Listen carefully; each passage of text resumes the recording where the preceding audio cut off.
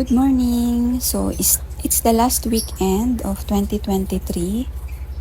Yan, and ano nga ba ang mga ganap sa ating mga halaman? It's 9 a.m. na guys. Ayan, una kong inayos is itong Adansonii ko na these are propagations. So, may 2 pots kasi ako nito. Kaya lang pinagsama ko na. Yung mother plant kasi nito sobrang laki na, kaya kinatings ko ayan, pinagsama ko na sa isang pot. Kasi dito yan nakalagay, so nakukulangan sila sa araw. So madami na nagyelo. Ayan, madami na akong pinutol. So, ayan, pinagsama ko na lang sila sa isang pot. May mga siya i-cut natin. Para siyang mga skills. Mabait naman to. And isa pa sa pagagandahin ko sa 2024, and tingnan nyo naman yung aking maiden hair fern. Sobrang kalbo. Actually, kinalbo ko to nung nagpagawa ng bubong kasi nasagi-sagi siya. So, kinalbo ko na lang. Ayan. Tumubo na to guys. Mga ganito, maliliit. Sobrang liliit. Kaya lang nabali na naman kasi ito, nung natumba lahat ng hoyas ko, nandyan siya sa baba. So, ayun, natamaan na naman and ayan, kailangan ko na namang i-cut. Pero ayan may mga usbong na dyan. Kaya nilipat ko dito para makakuha naman ng araw. Pati itong aking variegated Boston fern. Ayan, kinalbo ko rin to nung nagpagawa. Kasi, di ba ang bushy niya? So, natatamaan talaga. Ayan, pagagandahin natin yan. And, ito, inalis ko na rin yung mga kasama nito. Ayan solo na lang. Ayan. Wala na akong cultured soil.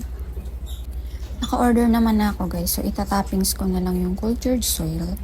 Tapos, nag-order na rin ako ng basic soil mix sa Plant Culture PH. Kasi meron pa akong Ramgo potting mix. So, yan yung hinahalo ko. CNS, Ramgo, tsaka toppings yung cultured soil dito. Yan, kaya umuuga-uga to. Solo na lang siya. So, 3 to dati. Para hindi na sila magsiksikan. Ganon din to guys.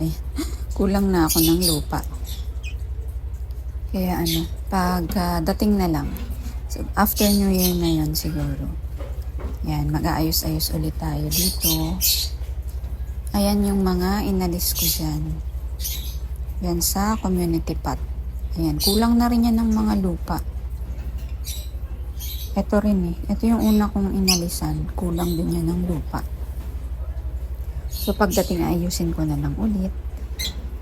Yan, and para mairipat na rin natin itong ating crested. Ayan sila. Silang 3, i-re-repat natin. Pagdating ng ating soil mix.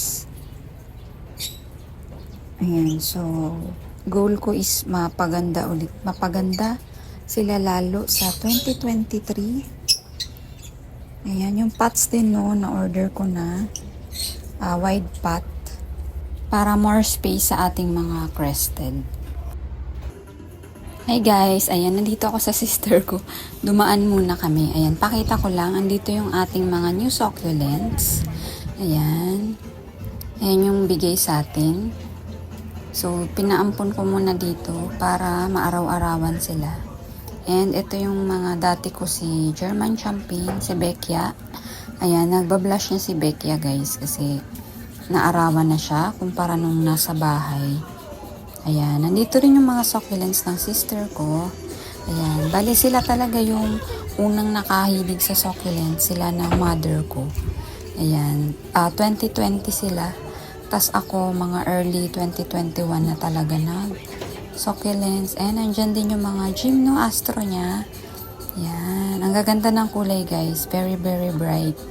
Kasi ang ganda ng nila dito ng sunlight. Bale, meron na sa umaga. Meron pa sa hapon. So, ang ganda ng tama ng araw. And hindi rin ito nababasa. Yan. Malaki space dito guys. Yan. May bubong siya dyan. Tas dito open space sa harap. Ayan guys, ginabi na kami. Bumili lang kami ng prutas and napakaraming tao sa labas. Pati sa grocery. And bago kami umalis pala, dumating na tong ating in-order ko na basic succulent mix ng Plant Culture PH. Ayan, ano to? Yung CNS mix. So, dalawang CNS mix. Tapos, ito yung cultured soil. Dalawa din kinuha ko. Pinapan-toppings ko lang yan. So, sakto malalagyan ko na ng toppings yung mga naripat ko. Yan. Pero yung pots, wala pa. Siguro after New Year na natin mariripat yan. Ayan. Ano oras na ba? Past 6 na guys eh. So, New Year na. Siguro bukas and New Year is hindi na ako makakapag-vlog. So, ayan. Gigreet ko lang kayo ng Happy New Year. And, thank you so much for the support this year. Ayan. Ang ganda ng mangosteen hybrid, oh. Ito guys, hindi pa nagbabago yung kulay niya. Dark pa rin siya. So, yung una kong nabili na mangosteen hybrid is nagda-dark na siya sa labas. Kaya, I'm so happy. Wishing you all Happy New Year and sana yung mga wish nyong plans is mag-grab nyo na this 2024. And magto 2 years na ako guys sa YouTube this January. Kaya I'm so happy naman na nakaabot ako ng magto 2 years. I was able to share my passion for plants. Ayan. So see you in 2024. Sana patuloy nyo pa rin akong supportahan and happy planting.